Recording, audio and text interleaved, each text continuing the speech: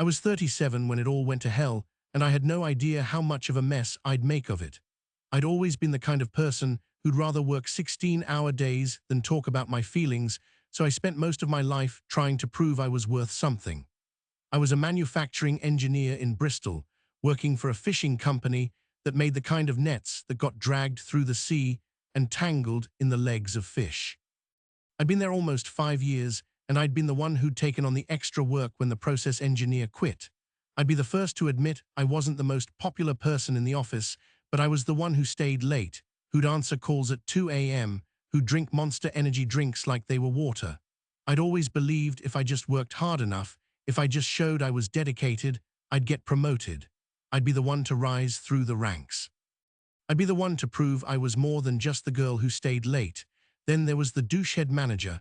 I don't know why he didn't like me, but he didn't. He'd always find a way to make me look bad in front of the other departments.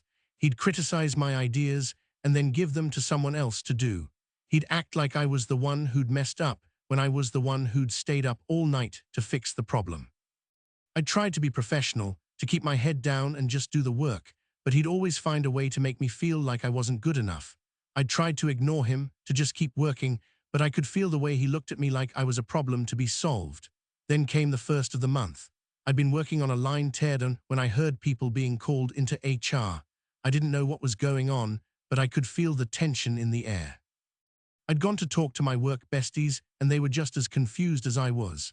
As I walked back to my cubicle, I saw one of the women from accounting crying as she carried out a box of her stuff while being escorted out. I remember hearing her name being called. My heart fell to my stomach. I didn't know what was happening, but I could feel the dread settling in my chest. Then, around 8:30 a.m., I heard it, my name being called. I thought, well, so much for dedication. I walked into HR and got the position elimination lecture. They told me I had no job, no insurance, and only 4 months of pay for just 1 month shy of 5 years. I was destroyed. I'd never received a bad review or even a pip. But my manager had to pick one person from his department, and lo and behold, he chose me.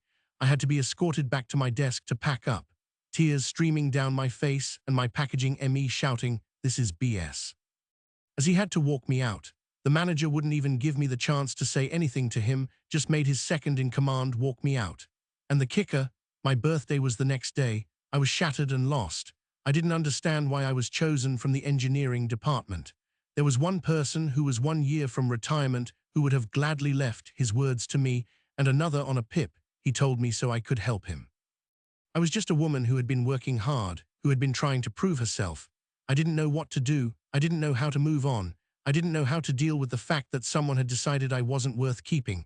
So I took one day to grieve and get drunk with my besties on my birthday, then hit the job sites.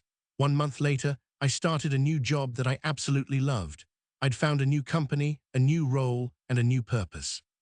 I was working in a different industry, in a different location, and I was finally starting to feel like myself again. I was working hard, I was learning new things, and I was finally starting to feel like I was on the right track. But then, one morning, about 6 months after I started my new job, the plant director called me into his office.